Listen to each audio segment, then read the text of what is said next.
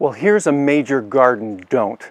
Oftentimes when we repot plants, put plants in containers for container gardening, we put our soil in the pot and then we think we need to compress it or push it down.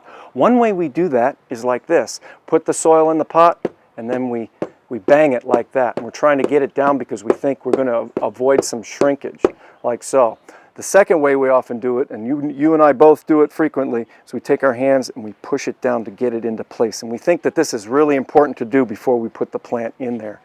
Now here's why this is a garden don't. Potting soils that we buy, reputable potting soils, moisture control potting soils, they're great media, but this is what they're made up of.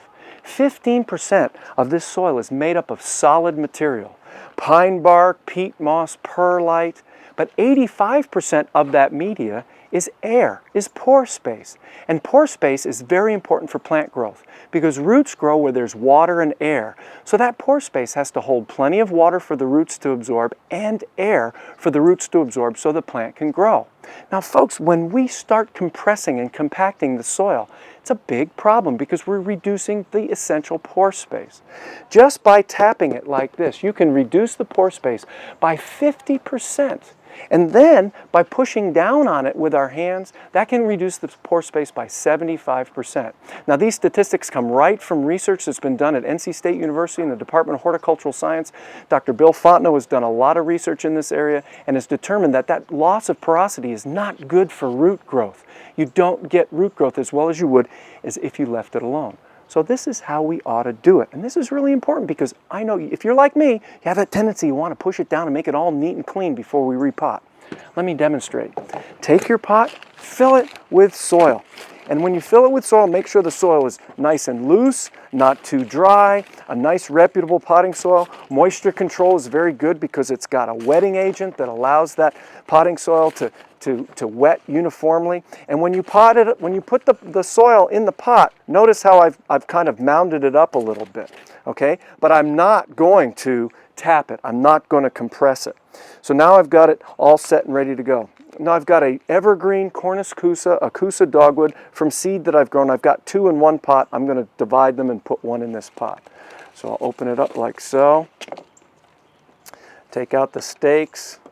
Separate this like so.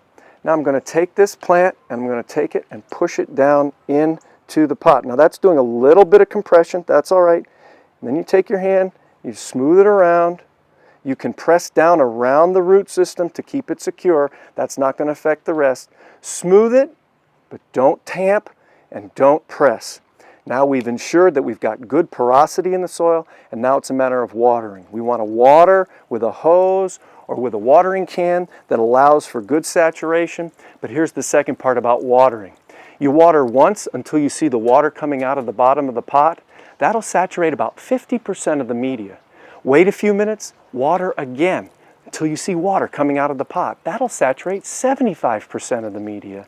And then wait a few minutes and water a third time. And then you'll have 100% saturation. All the root zone will be filled with water so that the roots can absorb water and air. Folks, we only water once sometimes and the media never gets fully saturated. It's really important to do that the first time because then, from then on, you only need to water once, saturate the media, allow the water to drain out the bottom, and this plant is ready to go. That container garden is ready to go.